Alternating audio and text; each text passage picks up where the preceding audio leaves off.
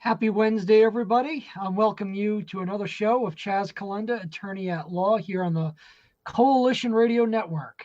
I'm your host, Chaz Calenda, an attorney at the law firm of Inman and Torgy here in Coventry, Rhode Island. And as usual, I'll be hosting tonight's show, and most importantly, I'll be putting the law above politics. We're continuing this series where we touch on various legal issues here in the state of Rhode Island and nationally. Tonight, we're going to focus on what in the world is going on in Providence these days. Crime seems to be spiraling out of control. The mayor and the public safety commissioner don't seem to know what to do. And the people are being attacked and killed at a pace unseen in the city in recent years. To help me discuss this throughout the episode is Coalition Radio host and station management, Pat Ford. Thanks again, Pat, for joining us. And as always, I always appreciate your insight. We'll see how tonight goes. Well, I'm sure we're going to have a very interesting conversation about the issues that are going on in Providence because anywhere you're turning right now, particularly on social media, which I'm not saying is a good thing, but particularly on the social media sites, all we seem to be talking about here in Rhode Island is the ongoing violence that's going on in the city of Providence. And what are we going to do about it? Because everyday people are saying, I don't want to go to Providence. I don't want to be that next 24-year-old who just graduated from school who gets gunned down in the middle of Providence. I don't want to be the mother of an 8-month-old dragged out of my car and beaten in front of my child by people riding their ATVs through Providence. And I certainly don't want to be shot by a stray bullet, from rivaling gangs that seem to be taking over the city.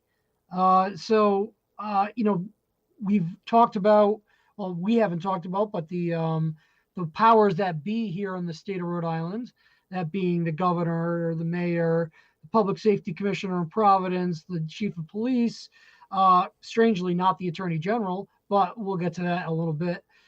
We talking about what we can do to combat this, and it doesn't seem like anybody's really got a whole lot of answers. And to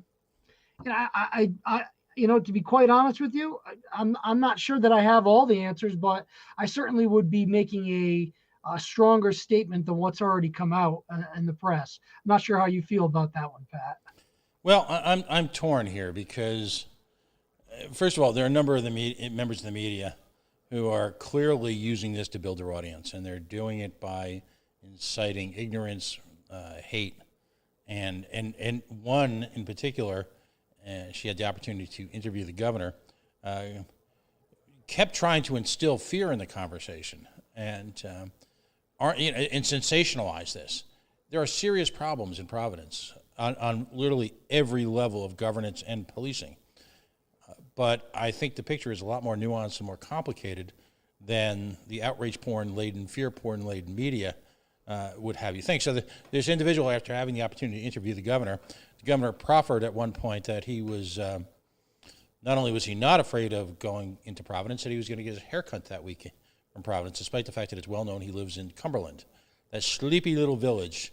Not sure which came first, Cumberland Farms or Cumberland, but that sleepy little village that is best known for being named after a mid-market convenience store. I'm not sure how that happened. So at the end of the conversation, she said, well, be safe with that haircut. I'll use a simplistic analogy. Every summer on the Cape, every Wednesday or Thursday, all of Boston listens in, the folks who are going out to the Cape, listen in and for the weather. And if one of the folks on the weather teams, after their the analysis that, quite frankly, could be taken off the air. We can just go to, weather.com, right? Says there's a chance of rain. Well, that pretty much shuts down the Cape. All sorts of people make their plans off of this. So now you've got the media taking a difficult, complicated situation, for which there's plenty of blame to go around for literally everyone, and turning it into fear porn. So that's my first frustration, because there are a lot of businesses who this week, and this was recognized by the governor, as a matter of fact, at a sidebar that he conducted today at a medical facility in Providence, There are a lot of businesses in Providence that really took it in the chin during Corona. And, you know, you say, well, everybody did. Well, actually, Providence is much more reliant on transient business travel during the year than most cities in the state. Their hotels got killed, restaurants downtown. And again, these are our sisters and brothers, our family members. They work there, they own them, they might supply them. So what we don't need is taking fear of some difficult and real tragedies. I mean, my God, I'm the father of two 20-something-year-old daughters. One of them lives in Providence. You don't think that this is a gut check as a parent? Of course it is. But I want to point out that crime in Providence is tough right now, and I'm not going to diminish that. And there's some bad people acting right, okay? You can't put enough words to it. But at the same point in time, Providence is largely a safe city. And what we don't need to do is talk ourselves into, you know, folks literally hiding their homes. When the mayor of Johnston gets on and says that he won't send his families to Providence, well, I got to tell you, you know what I would say to the mayor of Providence? I'm sorry, Mayor of Johnston, if I were standing there, I had a business in Providence. But you know what? Yeah, there's lots of crime in Johnston, and it's a lot more organized than it is in Providence. I'll give you that. All right, and yeah, the husband of one of your city leaders, Ms. Falella, just got sent up to the pokey for the fourth time in the last 20 years. So spare me the crap. We need solutions. Plenty of hypocrisy to go around. Right. We need solutions right now, and we need serious talk, not this kind of this. I mean, listen, get off my soapbox here in a second. The tagline of this operation for the last 7 or 8 years, when we were a 1 hour a week show or a 3 hour a week show on Go Local Prov, was that we were outrage porn-free, civilly disobedient media. Shame on people who are engaging in outrage porn and fear porn to build up the ratings for their obviously thin, pathetic media operations. Shame on them. And let's have some serious conversation. Anyway, this is me getting off my soapbox. Okay, that's Pat. I can't disagree with you there. I think the media has a responsibility to report these situations seriously but accurately, and certainly not to promote themselves or enhance the ratings, as you have pointed out.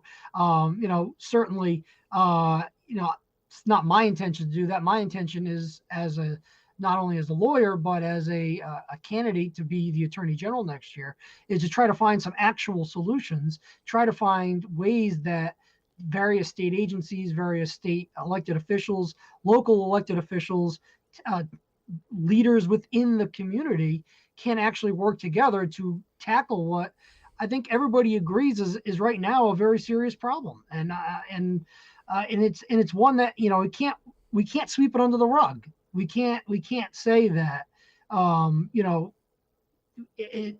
crime it's being overrated. It's being overreported. It's not.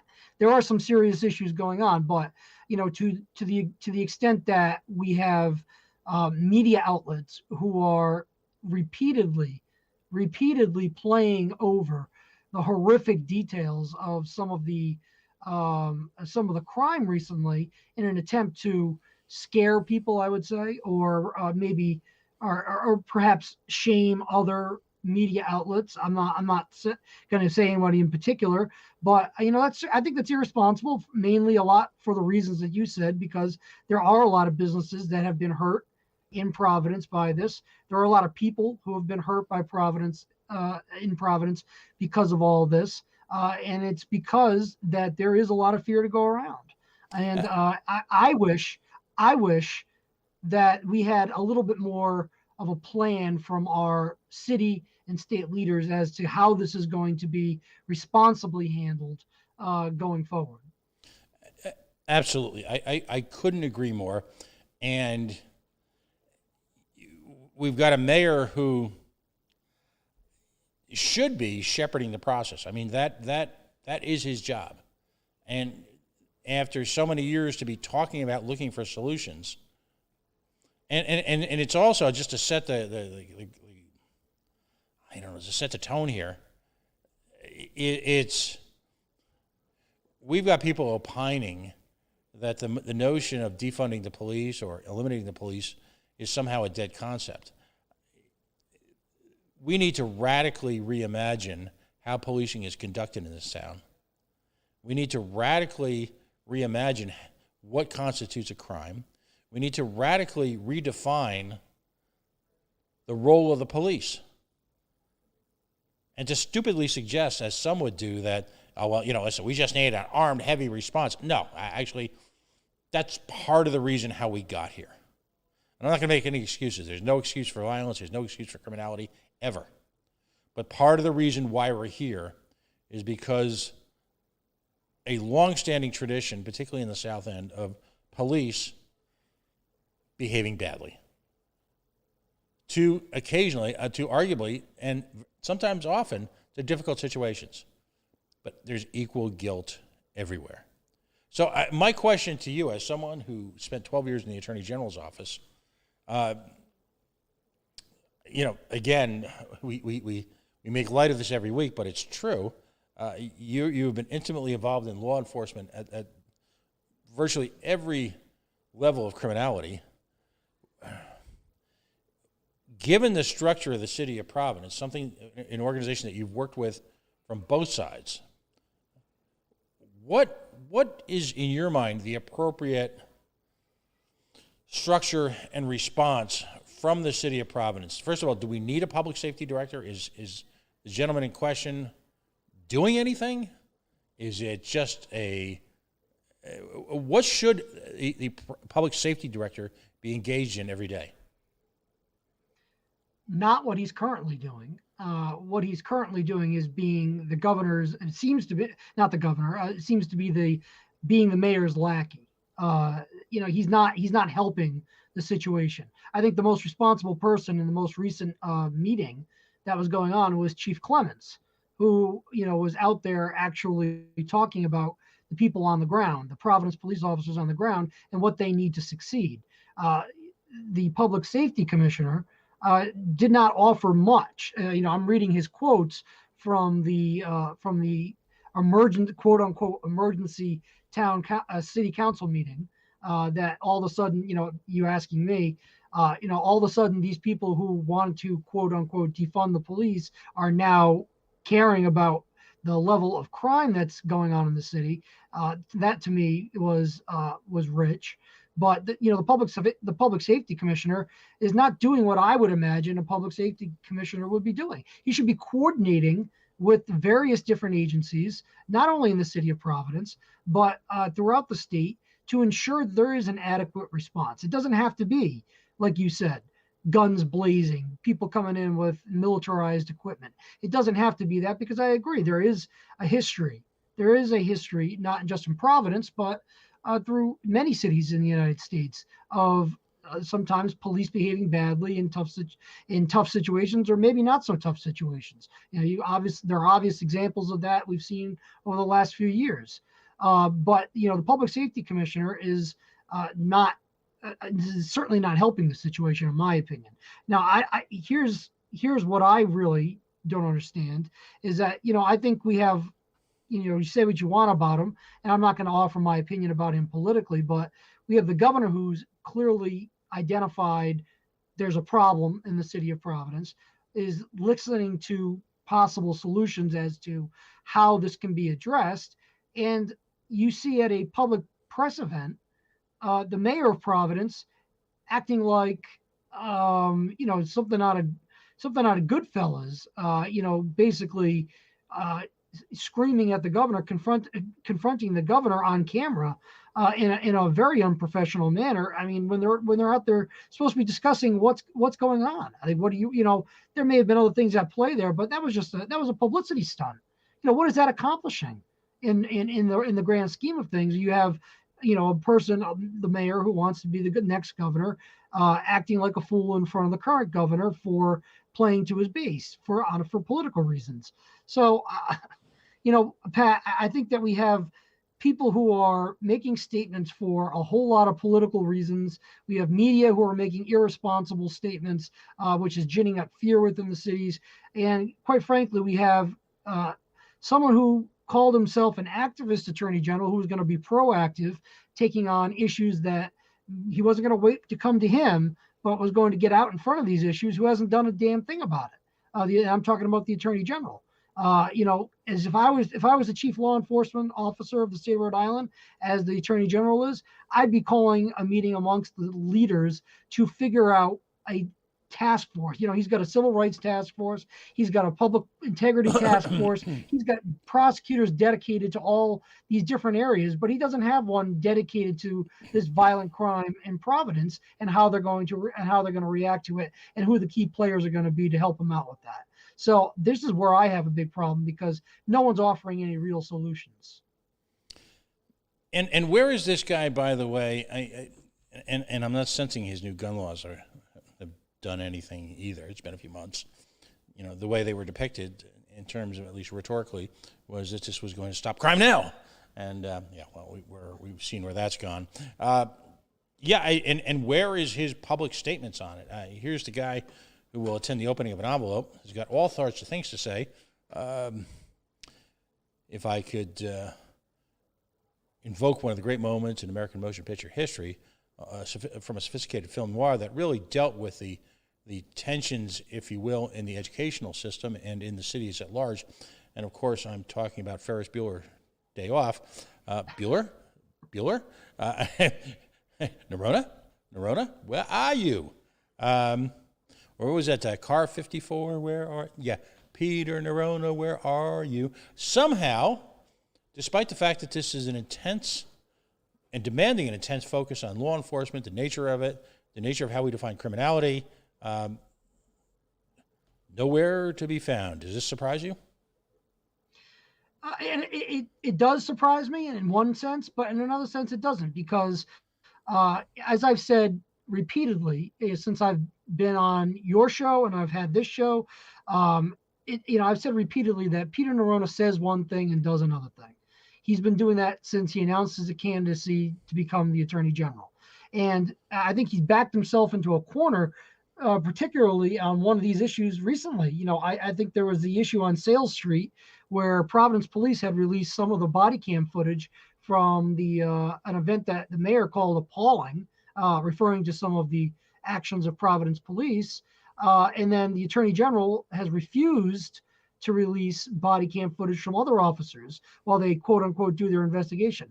Now, Pat, hold on to your microphone over there. You're not going to believe what I'm about to say, but I'm actually going to agree with Attorney General Nerona by not releasing that body cam footage, because there is an active investigation going, and any prosecutor who's worth his salt knows that you don't release your evidence to taint the public opinion or try your case in the court of public opinion before your investigation is complete. The problem Peter Nerona is going to have is that he was the very public face of getting legislation passed into law to release this body cam footage, to require this body cams to be put on all police officers, to be transparent, to be utterly transparent so they could reform policing. I think that's a laudable goal, but he painted himself into a political corner because now he's not doing it, which he knows darn well he shouldn't do it. But he told everybody that here I am. I'm going to do this. We're going to release this. We're going to be transparent. And we're going to, he made everybody believe that this was going to be, we're going to get the body cam footage. We're going to put it out there for everybody to see. And, you can see and judge for yourselves as to what happened. But I think recently it was just reported in, I think the end of July by Go Local Providence that he's refused to release it at this point. And BLM RI PAC is actually calling him on the carpet for it. And kudos to them, because you can't have it both ways. He knows better than to make promises that we're going to release things like body cam footage before investigations are complete. He knows better than to make those promises to the public, knowing that that's one he's not going to be able to keep, and then come back and say, well, we have an ongoing investigation, so we'll release it when we're ready. How is that any different than what happened before? Well, and I'm curious about your reflection on this, because when clearly there have been situations of great upheaval across America over the last, forever, but in particular, racial relations have erupted around the country. And particularly when people of color have died, the quick release of video has had unpredictable results. But at a certain point, it ultimately informed individuals, the folks, citizens, the community, everyone have heard refer to it, as to what happened. So what is, in your professional opinion, more important? The community seeing an officer kneeling on the neck of George Floyd, or the orderly presentation, if you will, of evidence? There is no right or wrong answer on this. I'm just curious to what your perspective is. You're right, and there is no right or wrong answer, but there is a procedure that has to be, in my opinion, has to be followed in order to make sure two things happen: that you do a thorough and transparent investigation as law enforcement, and number two, you also need to protect the rights of the person who's been accused, who or may be accused of a crime. Because if you release information too early before your investigation is complete, you risk tainting the potential jury pool, let's say. I certainly think that there was nobody, I don't know of anybody at least, who saw the video of Derek Chauvin kneeling on the neck of George Floyd who said, oh, well, that could be anything. He could be doing anything at that point. I think everybody was pretty much outraged by that. At the same time, I think there should have been a more thorough presentation of the context of what happened there. I'm not saying that that Derek Chauvin didn't deserve what he got. I'm just saying that there needed to be a more thorough presentation of a fuller investigation rather than just putting out video and saying, here's what we've got, and we're going to continue to do this investigation.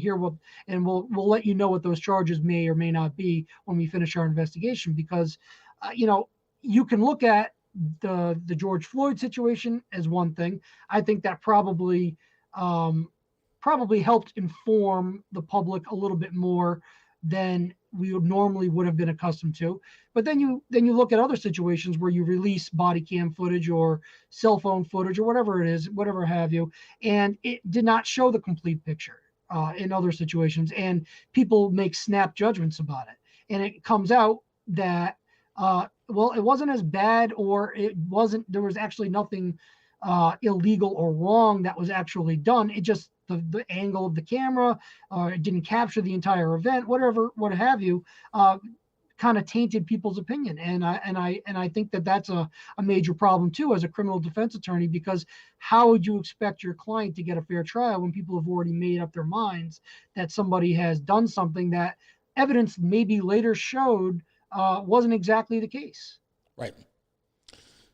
No,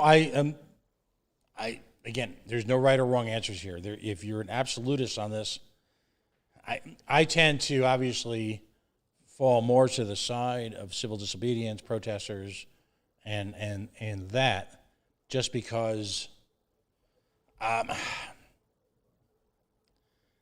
there is this narrative out there that one or two bad apples don't spoil the whole.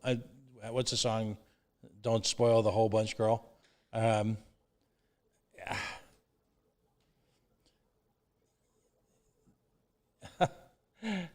ahead, Pat. Let's talk about the environment in the city of Providence right now. And again, there's never an excuse for violence on either side. Right. There's this notion somehow that. And a lot of it, I think, has to do with access and relationships, that the thin blue line in Rhode Island is lily pure, and that those horrible old days are over. I can't let that go that easily. I just can't. I wouldn't expect you to. I wouldn't expect you to. There's a case, and we interviewed the attorney here on the coalition last year, and I have yet been able to find out its disposition. But it was picked up by our friends over at the American Civil Liberties Union of Rhode Island, and a young man who was a police recruit accepted into the police academy because of a handful of rap music videos, ended up just being treated terribly at the police academy, just terribly. And and again, just because you're sued, that doesn't mean obviously you're guilty. But as you know, as a serious attorneys do not pick up cases for the sheer whim of it.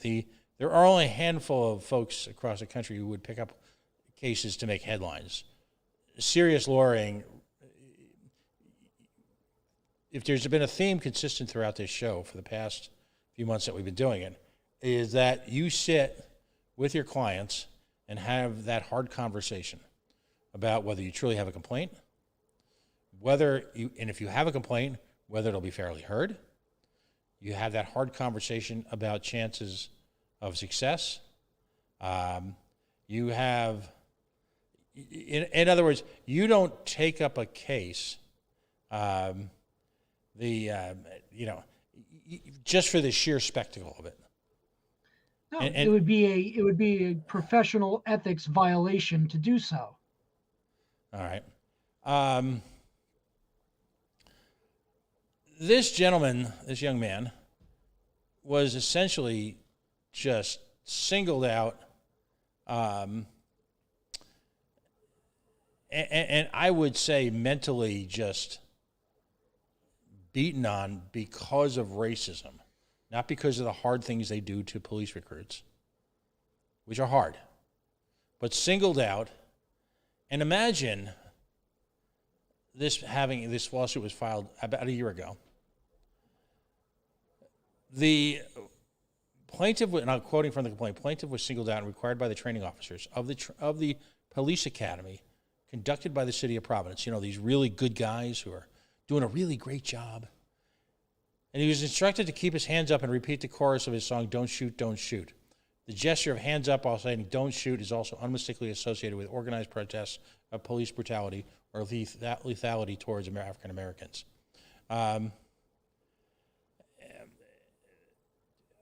Because and this young man was engaged in the ministry, and so he was doing rap music that was political in nature.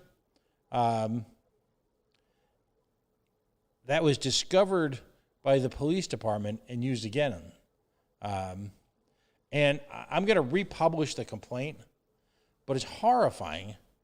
They essentially drummed this young man out of a police academy. By the way, college graduate, young man of color, lived in the community, whose lifelong dream was to be a police officer in the community because he wanted to do it right, and was willing to go through all the training and everything necessary. And I guess I'm having difficulty putting words to it for once, because of the constant harassment at every single level. And I can't do justice to it, and I don't want this to take over the show. But this notion that, and again, I have to keep stressing, there should be no shootings, there should be no violence towards police, but nor there should be violence towards members of the community. The people who are involved with this lawsuit: Public Safety Commissioner for the City of Providence, Stephen Perry; Major Oscar Perez; Captain Kevin Lanny; Sergeant John F. J. Kennedy; Sergeant John P. Ramazzi; Detective Jose Pineda; Detective Kevin Costa; Officer Tracy Miller, each individually in his or her official capacity. That's a who's who of Providence Police. And these acts occurred at the Providence Police Academy under the full supervision of the Providence Police Department, under the full supervision of all of the individuals that we know who are just such great guys, and they've really cleaned up the Providence Police Department. Bull bleep. You saw some of the videos of what went down at Sale Street. No one in the media is discussing that all the calls that were made because of a nuisance house in the neighborhood that was throwing trash out the windows, open all night, all night, what kind of atmosphere that created. And no one is talking about that the folks at Sale Street were homeowners, employed. The head of the household employed by an agency of the state of Rhode Island. No one's talking about that. Instead, children who are playing on their front stoop, as we call it where I'm from, or the front steps, as some people call it, in their side yard, which, by the way, it's a city directly on the street, these folks kids were gassed. There's just no excuse for grown officers armed to have to gas young children. There's just no excuse for that. None of them were armed. So the police officers have a responsibility to maintain control for the public safety? Of course. But these people have been vilified. I don't know. I just see issue after issue after issue over the years of aggressive police behavior, a militarized police force, spending enormous amounts of money. And I got to tell you, if you are, as they say, a results-orientated individual, you go nuclear looking at what it hath wrought. So now we're going to start throwing more resources at it. So those people that would say, okay, maybe in addition to these resources, we do need to introduce, as cities around the country have, mental health professionals into some of the more difficult issues. Maybe we do need to take a less militarized, less top-down, less authoritarian approach. Maybe we do need to stop enforcing crimes that should not be crimes, petty drug use. Yeah, it's been decriminalized, but you're still going to get hassled beyond belief. So I look at all of that, and a large part of the environment in Providence is of our own creation. When I say us, I mean the entire state of Rhode Island. And we're shocked when people don't want to live under those conditions because they can't afford to fight them. They exist in an environment that would not be tolerated in East Greenwich or where I live in Cumberland. They just do. It's part of their everyday life. So but to your point, you've got law enforcement that just seems helpless. Maybe do we need to consider changing the way we do business? Because it ain't working. And it wasn't working back then, but because a lot of abuse got swept under the rug. I think the back then part that you're talking about is a problem that has never really been truly rectified. And I think that's been the image that people have in their minds of how the police department works. I am not going to defend police behavior that is abusive. I am not going to defend police behavior that is, racial profiling, anything along those lines, because it's indefensible. And I'm not going to sit here as somebody who's going to make a serious run as to be the attorney general and say that those things are acceptable in the name of law enforcement, because they're not. On the same token, I need to say that I may not personally know all those individuals that you've mentioned. I've certainly worked with some of them when I was a prosecutor at the AG's office. I can say that for the most part, Providence Police, the rank and file that's going on there, Providence Police simply does not have the support of their superiors. And there are people, and these are people I talk to, maybe current and some former members of the Providence Police Department, who have just simply said they do not have the support of their superiors, and they're basically afraid to do their job, because they're either afraid that if they do their job and it requires some force, or it requires a situation where you have a video that shows them applying force or using some sort of weapon, or something that looks ugly, that they are going to not only lose their job, they're going to be prosecuted. And and unfortunately, that is a reality here in Rhode Island because that's been the priority of the Attorney General is to prosecute police officers, and I think has been a higher priority than those of prosecuting people who have engaged in violent crime. I agree. These drug offenses, these possession offenses, these minor these things that perhaps maybe should not be crimes, these mental health situations. Perhaps those, we can take a step back and take a look at the responses of the police department and see if they've been perhaps a little bit overblown and overwrought. And I think that gassing people in their own homes that are not presenting a threat may be falling into one of those situations. But when you have somebody, I'm just going to say I have a good friend who recently left the Providence Police Department, not eligible to retire, so to speak. He wasn't old enough, didn't have enough years in. Left the police department anyway. He was a homicide detective, and somebody who I worked on several cases with when I was with the Attorney General's office. Picked up, left the police department, which is becoming more and more common, not only in Providence but across the state and across the United States, because of leaders like we have in Providence who do not support law enforcement and would rather give the streets over to people who are going to engage in violence and people who are going to engage in this type of behavior that we've been reading about recently.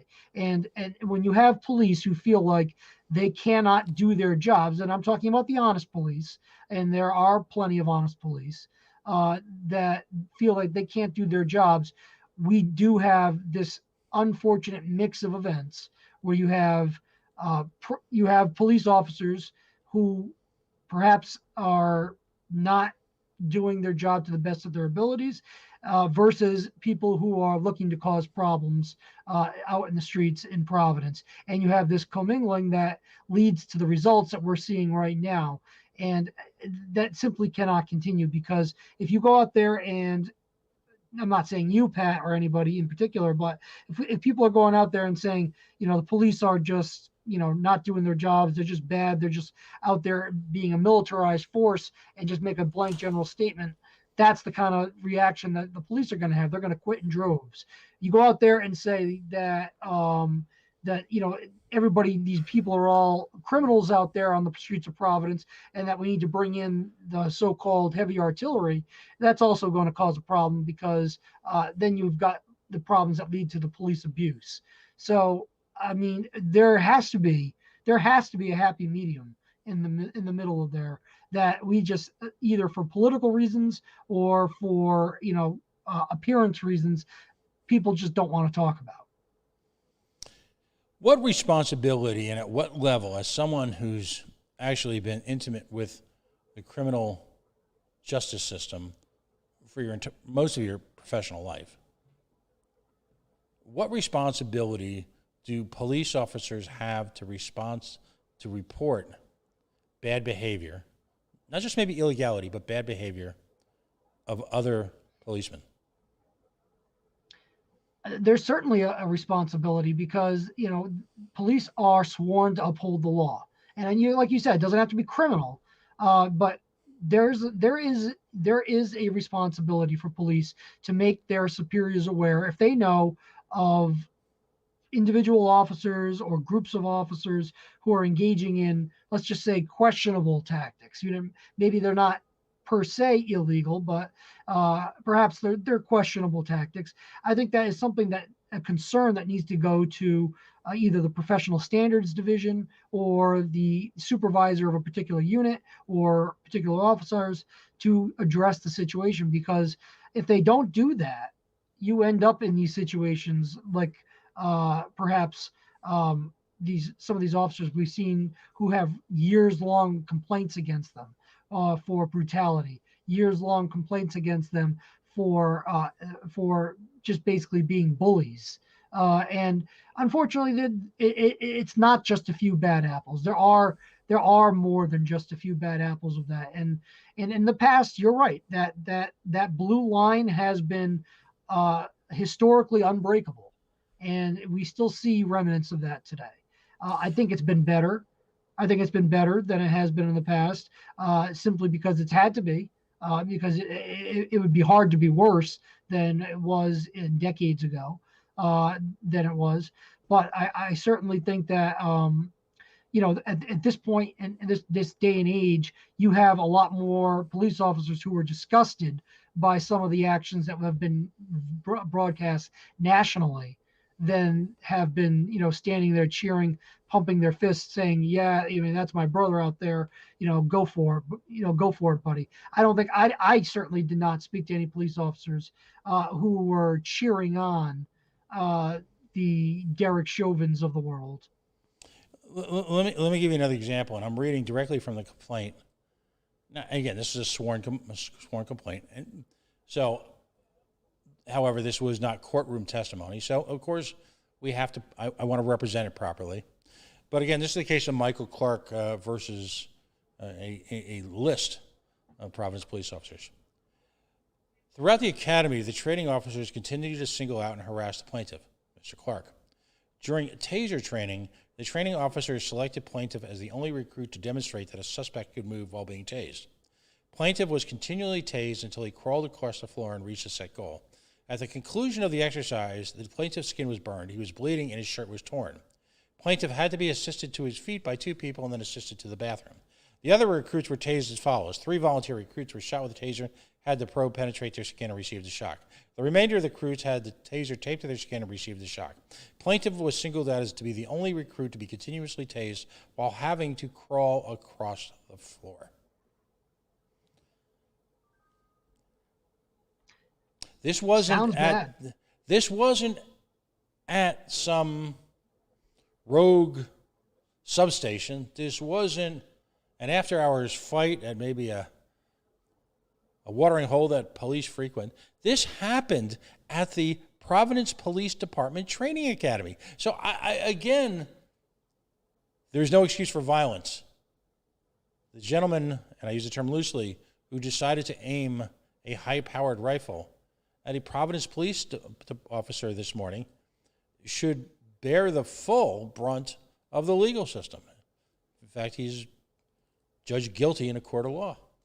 Just no question about it. And by the way, the frustration is that the minute that you argue against police abuses, you're soft on crime. The minute you're anti-death penalty, you want to send them out to summer camp. No, balderdash. I don't think that. Yeah, I don't think that should be painted like that at all. Mm-hmm. But that's the response, if you will, by certain parts of the media, who would portray you then as being anti-cop. No, I'm not anti-cop. I just want the job description changed dramatically. Think about that for a moment. If in fact, and again, I have to qualify, I want to be, and please tell me if I'm out of line. We're pals. We do the show together 2 out of every 3 weeks. You have guests on. It's all good. You can tell me when, I know you will, but just for the sake of the audience, whoever listens to this, you could tell me if I'm full of it by taking this plaintiff's point. But you know the attorney involved. You know the people involved in supporting him. You know that these are serious people who did their due diligence. This is not folks looking for a cheap headline. All right? In the final weeks of the academy during physical training at the start of the workday, plaintiff was running in the middle of the recruit pack. Sergeant Rigmoxie saw the plaintiff and screamed at the plaintiff to get in the back that he did not want to see the plaintiff's bleeping face and that he wanted to knock that bleeping smirk off the plaintiff's face. Plaintiff went to the back of the pack and continued to run. During the pervasive harassment, recruit Clark continued to pass all the academic and physical fitness requirements. He attended every day of class. He also passed the field training units. He was in the elite running squad, and they drummed him out. So I know I'm focusing on this, but there are plenty of cases that where there's abuse, and the problem is when I see that level of quote unquote looking past it, and that level of, if you will, involvement, tacit approval of that kind of behavior, I have to say, And by the way, did I mention this was at the Providence Police Academy? This is how we are training young recruits. Are we shocked that they're, and you saw the police just having the, running amok in that riot at Sale Street. Are we shocked that there's this type of antipathy from the community? Would that be tolerated in East Greenwich?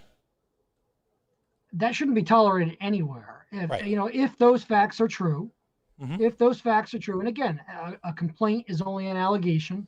Absolutely. So, the plaintiff will have a burden of proof at a trial to prove that these are true. But assuming they are true, and I would have, I have no reason to doubt that the attorneys who would represent this plaintiff would misrepresent or embellish facts as serious as those being alleged in that complaint. So I would take them at face value for right now. I don't know if there's been an answer filed by the police department or the individual members, but taking those allegations at face value, I mean, no, I'm not surprised that there would be antipathy from the community, because I just listening to you describe the situation there would disgust me, and to me, those are you can't write that off as this is just the hazing that goes on in a police academy, the tough events that toughen you up as a future police officer. Those are not those descriptions that you mentioned are not part of the Right. training that go on. That is a targeted attack if true. And if true, I think some of those events rise to the level of criminal allegations. Right, and I want to let's get back to solutions. I want to point out, though, that the attorney on the case is actually a military veteran who has undergone basic training as well as officer training. So right, she had the unique perspective of having lived through herself personally the type of rigorous, confrontational, in-your-face, just on the other side of hazing, because ultimately we need to remember that when you're being trained for one of these positions, the reason why they hit you in the face is not to beat on you. They want you to be able to learn. They don't want the first time you're hit in the face to be with someone who's holding a gun who you're in an armed confrontation with or you're struggling for your life with. Right. We understand that a lot of this training is difficult. So let's and the reason I obsess over this is because I want to point out that right now in the city of Providence, you've got leaders of what's referred to now as the BIPOC community,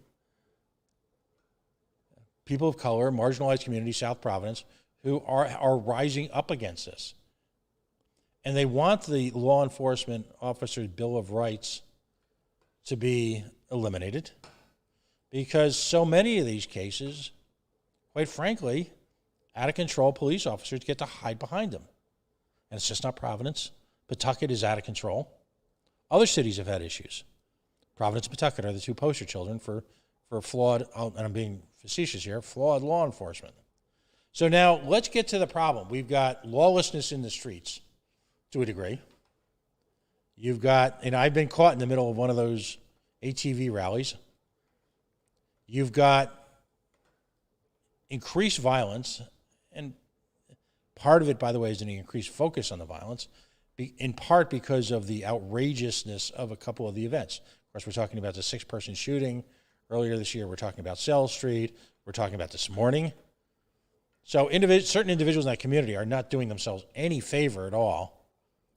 And I'm using the term loosely here, and there's sarcasm intended, by engaging in this kind of violence.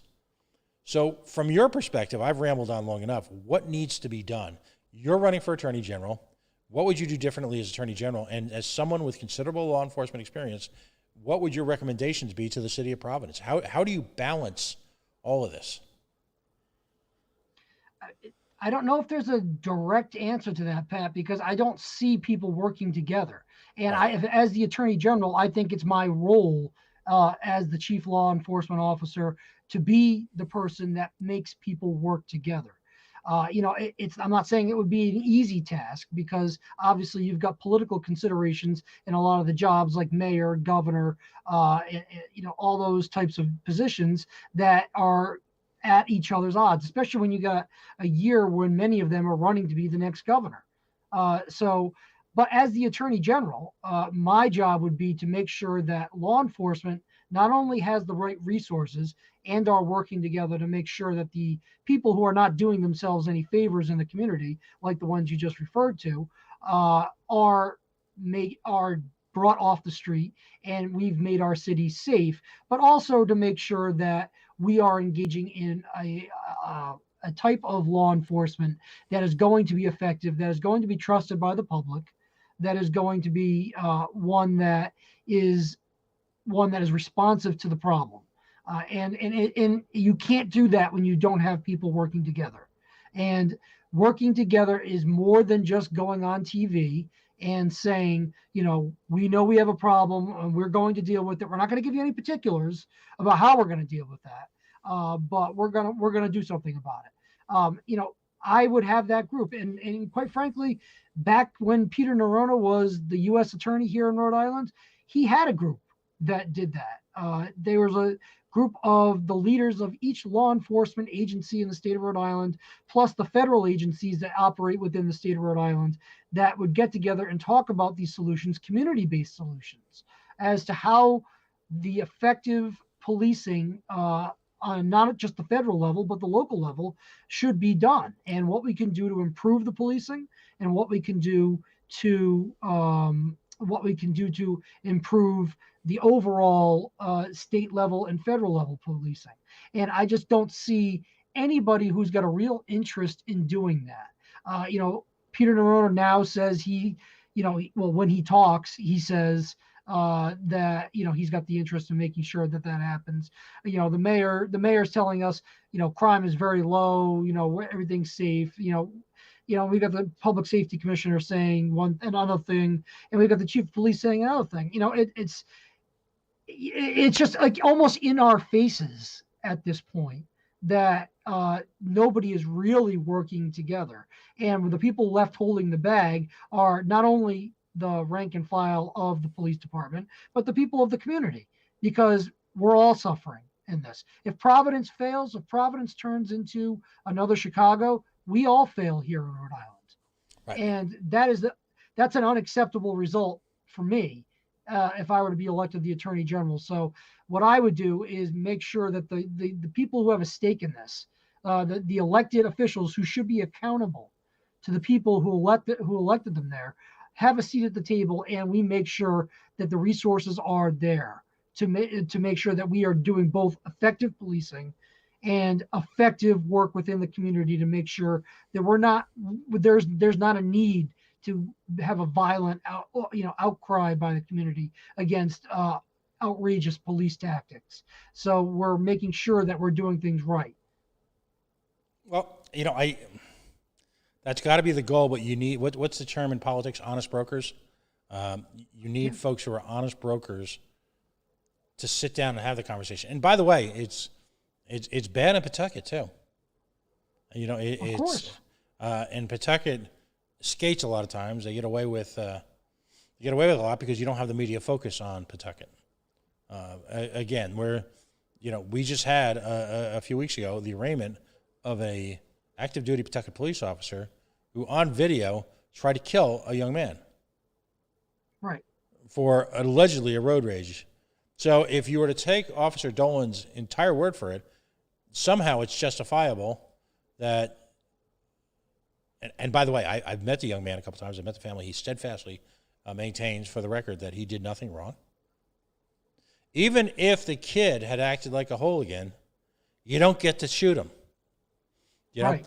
There's a mantra now amongst folks like me who seek police reform at some level, who, even if these folks are guilty of the crimes as charged, there isn't supposed to be a death sentence. There just isn't. Agreed. And there isn't supposed to be, we gave up public whippings, so we're allowed to beat up on, air quotes, knuckleheads now. No. That's not acceptable. But that. So I guess my only point is you're right. You're absolutely right. You need constructive engagement within community leaders, elected officials, and law enforcement officials to take place at a very intimate level. It has to be an honest level. It has to be Right. an honest level, and it's one that you can't play for the cameras. You can't be sitting in front of all the media outlets and having this conversation. This has to be done in the confines of privacy, Right. at least initially, because you're just never going to get an honest answer if you have a bunch of politicians standing in front of a camera, Right. preening for whatever media outlet that they're preening for, trying to get whatever time they can get, because they've got their own ulterior motives. And this is what angers me so much, Pat, is because I don't claim to have all the answers. I don't claim to have all the I don't have the magic wand that I can wave that's going to make all these things disappear. But what angers me the most is that when you're looking at this from a law enforcement perspective, that politics are still the first and foremost concern of most of these people before the actual solutions are discussed. And that's why I'm running. That's why I'm trying to take the politics out of this, because I don't care if my decision's unpopular with certain groups. I don't care if my decision is one that is not going to get me reelected or anything along those lines, or kills whatever future political hopes I have, which, by the way, are none other than the Attorney General. But it's one that I'm going to make the right decision, which is best for the community, which is best for everybody, and it's the right one all the time. And I think that we are missing that sorely right now on all levels, and that just does everybody. And I don't want to unfairly focus on Providence either. This is not just a Providence issue. This is a nationwide issue. And it's one where we are just missing people who are being honest, the people who need to be honest, which are the ones we've put our trust in electing to these types of offices. And I would interject, for all those who seem stunned that it's impacting us here in Rhode Island, particularly in the capital city, I would suggest that's being naive to think that this type of conversation, some of the same symptoms, some of the same issues are literally happening in major cities across the country. And you can just substitute the names and the faces. You just can. There is a Don Grebian in every state. There's a Jorge Elorza in every state. There's a Stephen Perry in every state. All right, and then there's a whole list of Peter Neronas all over the place. There was a moment. I'm going back in rock and roll history, if you will. This song is terrible. The "We Are the World" song. Remember the "We Are the World" song? Oh God! Oh my God! It was just as bad then when it came out than it is now.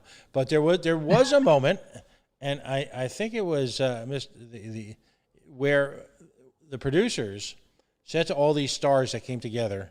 And by the way, why is it when rock and roll stars all come together, they're just terrible? You're uniformly just terrible. Great talents. Too big of egos. I don't know. Egos. But here was the point. There was a sign that was put up in the recording studio: check your egos at the door. So you had people like, if I remember correctly, The Who and Bruce Springsteen and Michael Jackson. Giants of the era, all cooperating for this one terrible, terrible song. But it raised a lot of money and helped a lot of people. So that's all good. But the point I want to take away for our conversation is, literally, I think what needs to happen is just a wholesale intervention. You got to get the governor. You got to get the prominent mayors. Even the guy from Johnston who decided to publicly tell everyone that he told his family to stay out of Providence. All right? Even him. Although he should be sitting in the children's section, right? Get people like Senator Tiara Mack, who is aggressively promoting the demise of Leobor. And by the way, when you catch politicians individually, almost all of them will admit that Leobor needs to go bye-bye. Needs to, from the movie The Blind Side, Michael Orr, right? The football player, when he blocks the guy out of the stadium, coach, he needed to go home. Leobor needs to go home. But take the Tierra Max of the world, all right? Put them in the same room with Stephen Perry, all right? And just no one gets to have lunch. No one gets their box lunch, right?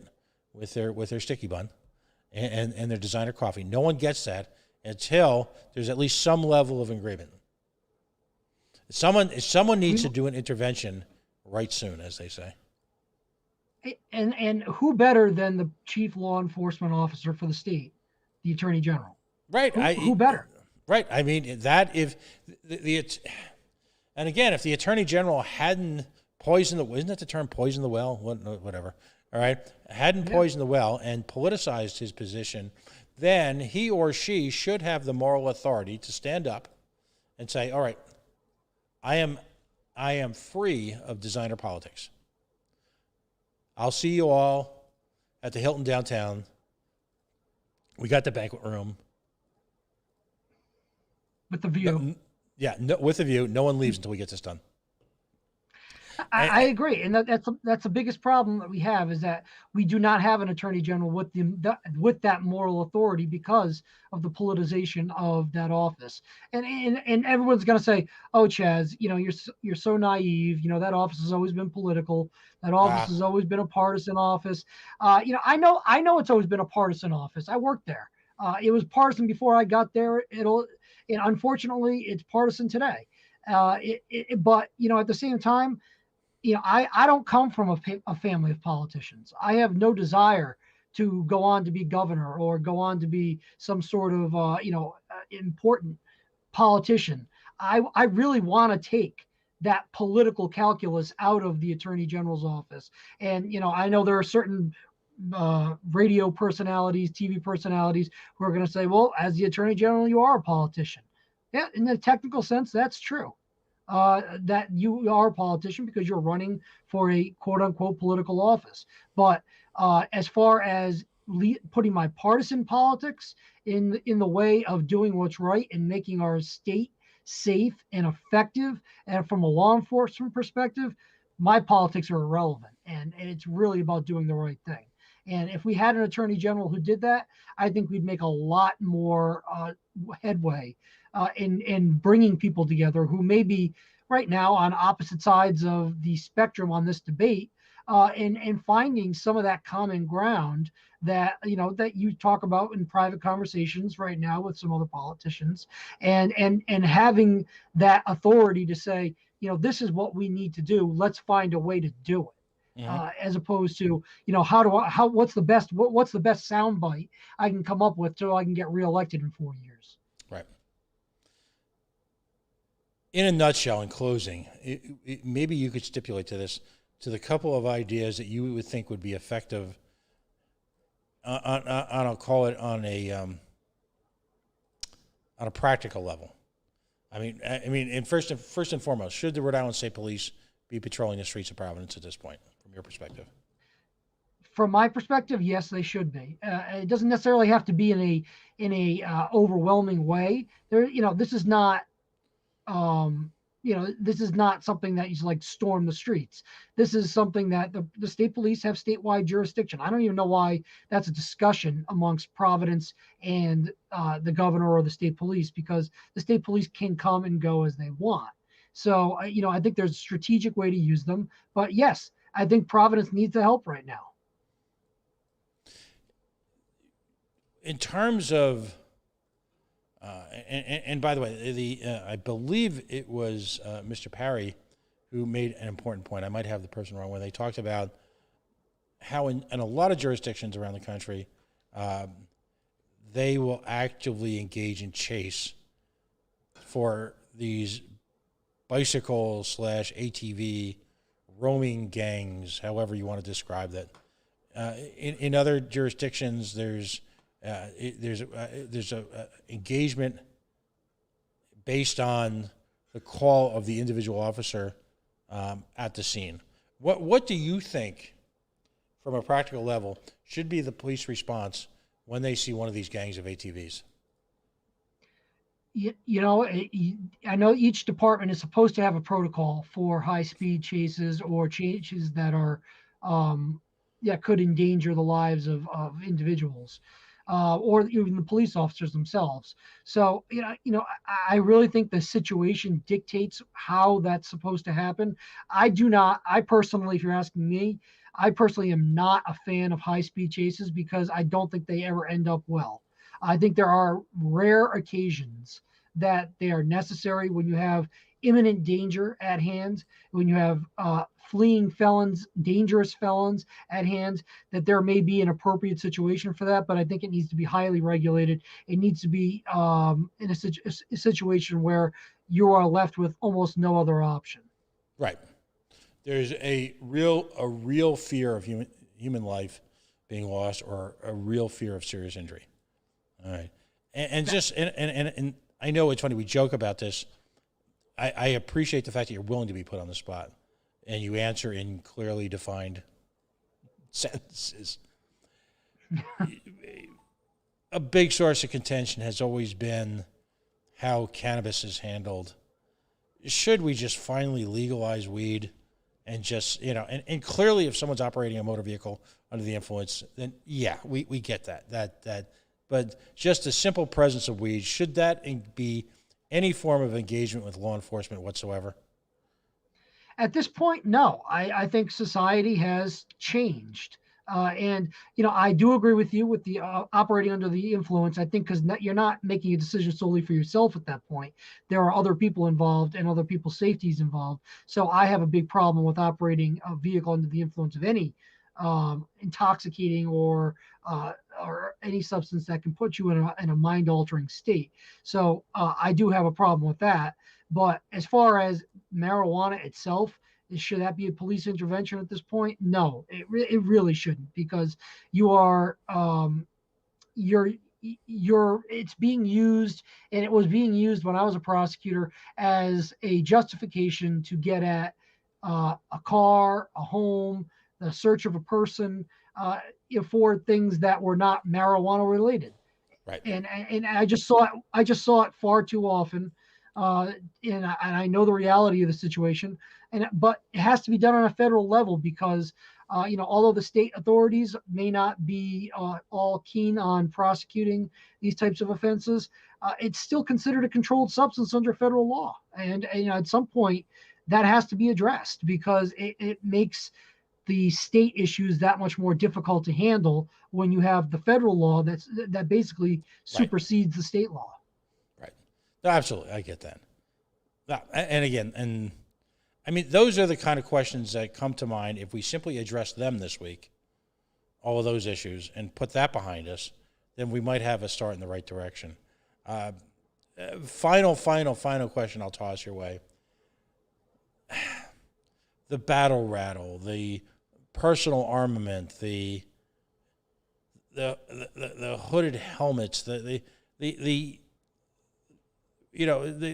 what I call either the Mutant Ninja Turtle look or the Starship Troopers look, right? Where you look like you're ready to do space combat, and yet you're confronting citizens on the streets of Providence. Does that need to be toned down? I mean, I get personal safety, but come on.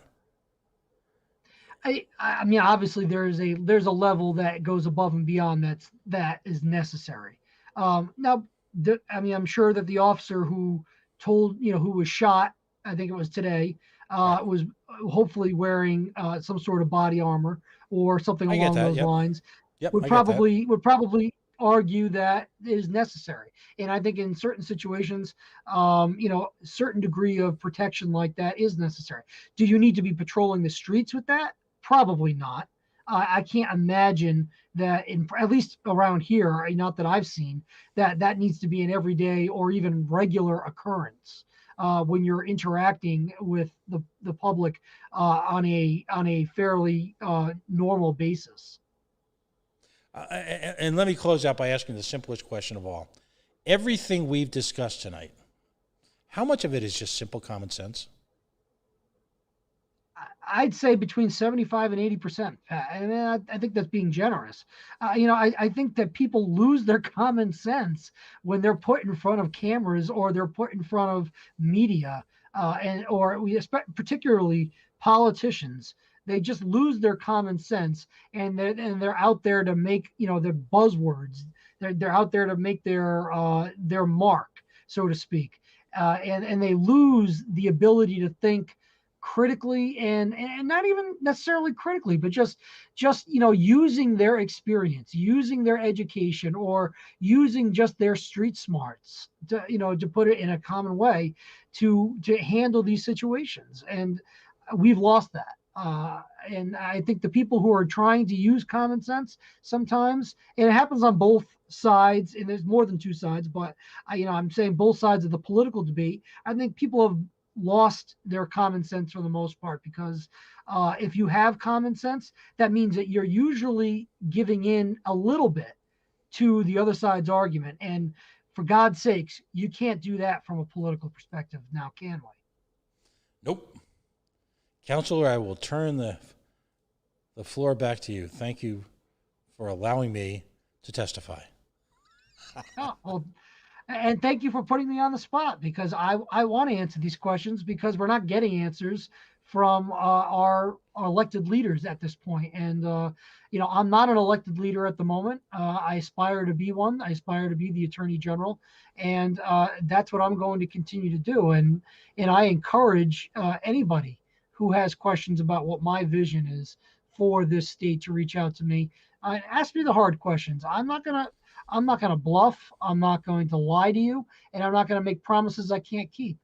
This is one of the reasons why I like doing this show, Pat, is because we get to talk about these issues, on a common sense basis, but also help inform those who want to know, who want to have an opportunity to hear the unvarnished and sometimes ugly truth about what we're facing here as a society here in Rhode Island. But, I've enjoyed this episode particularly because we've got to discuss some of the hot topic issues from a perspective that maybe we don't agree 100%, but we agree on perhaps how they can be addressed to get to a point where we can all at least be happy and proud of the system that we have put in place. So, I appreciate you having that discussion with me, and I look forward to having it again in the future about future issues that we're certainly going to be facing.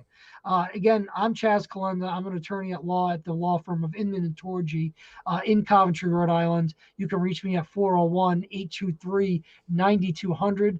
I am a declared candidate to be the Attorney General in 2022 during the election to take on the incumbent Attorney General Peter Nerona, because I think that we need to put the law above politics, which has not been done. So we will continue episodes of Chaz Calenda, Attorney at Law, in the future, where we will have some interesting topics talking about not only legal issues, but some political issues going forward. And I expect to have some pretty entertaining and some serious issues coming up in the near future with some guests that are going to share some stories that will probably have some jaws dropped. So again, Pat, thank you for your time. Thank you for the opportunity to have the show on the Coalition Radio Network. And I look forward to the next episode. God bless you, lad. Have a great week. All right. You too. You too.